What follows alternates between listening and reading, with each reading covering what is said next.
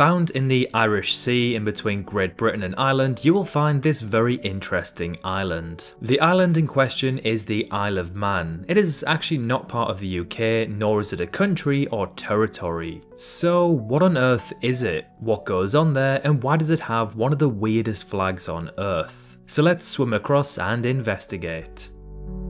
So as just mentioned, the island sits in the Irish Sea. Its closest point to England is about 31 kilometers away and to Ireland about 51. The island is pretty small at 572 kilometers squared. This would rank it as the 179th largest country if it were a country. So if it's not a country, part of the UK or a territory, what on earth is it? Well, the island is classed as a self-governing British Crown dependency. But what on earth does that gibberish actually mean? Well, it means that it manages its own affairs, such as laws and taxes, through its own government and parliament. It's not part of the UK and isn't controlled by the UK's parliament, but the UK does handle its defence and international relations. The British Crown refers to the monarchy, which at the time of making this video is held by King Charles III. The King's powers here are pretty much just symbolic and ceremonial, meaning he doesn't really have much power. The power comes from its own elected officials. It's fair to say that the Isle of Man has a pretty sweet deal. It kind of runs like its own country with its own rules, but it's protected by the UK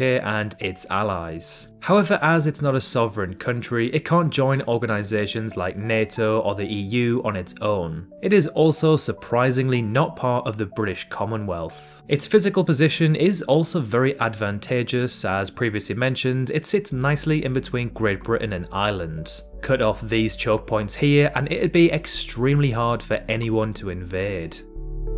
The island has a pretty small population. Only around 85,000 people call the island home. This means that its entire population could fit into Wembley Stadium with another 5,000 seats spare. So 85,000 people living in an area of 572 kilometers squared gives us a population density of around 149 people per kilometer squared. The exact same as China, believe it or not. For reference, the UK's population density is 279 and Ireland's 72, so somewhere in the middle. Of the 85,000 or so people that live here, about 27,000 live in its capital, Douglas, which sits in the southeast of the island. There are two official languages on the island, one of course being English and the other Manx, a language believed to only be spoken by around 1,000 to 2,000 people around the world. It is classed as critically endangered.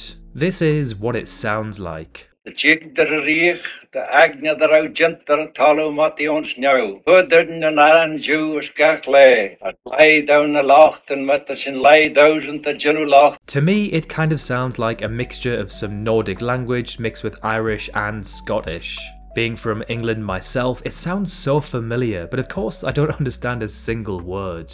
Now, as mentioned earlier, the Isle of Man sets its own rules, with its tax rates being perhaps its most noteworthy. The island is classed as a tax haven. Most businesses see 0% tax rates. There are no capital gains or inheritance tax. Its no or very little corporate tax means it's a very favourable place to run your company from, especially for those in banking, gambling and shipping. For example, the largest online poker site in the world operates from the Isle of Man. Now, the economy size of the island is actually quite impressive considering it has such a low population. It's roughly $8 billion US. That's about the same economy size as Montenegro, a country with a population of around 630,000. This therefore gives the people of the island a GDP per capita of around $94,000 US, which according to the World Bank ranks them as the 8th richest people on Earth. However, take this figure with a pinch of salt, as this number is highly inflated due to the many large multinational companies that are based there taking advantage of its favourable tax rates. These companies generate significant profits, but not all of that money stays in the local economy or benefits residents directly. But what is $94,000 US in the island's currency? But what currency do they actually use there? You might assume it's the British pound, or maybe even the euro like the Irish. Well, it's the pound, but not the British pound. They use their own currency called the Manx pound. However, it is tied to the British pound's value and British pounds can be used on the island.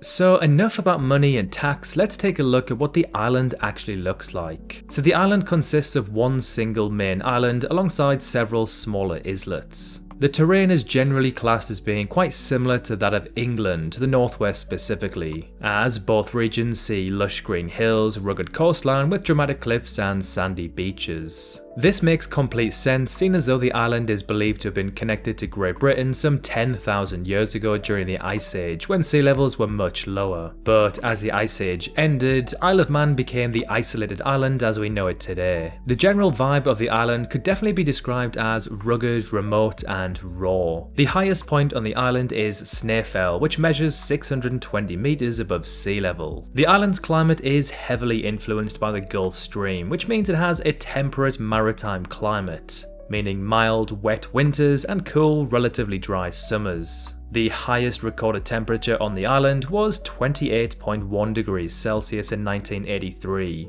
Nowhere near the UK's record of 40.3 degrees. Now, as I mentioned at the start of the video, it has a very odd flag. This is what it looks like. So the flag has 3 bent legs not connected to a body. The reason for this choice is somewhat unknown. However, some sources believe that the 3 legs symbolize strength, movement, and balance. Now, the flag of the Isle of Man is not to be confused with the flag of Sicily, which is very similar and arguably the creepiest flag on Earth. Now, it's impossible to make a video about the Isle of Man and not mention the TT, perhaps the thing it's most famous for. So TT stands for Tourist Trophy and is one of the most famous and dangerous motorcycle races in the world.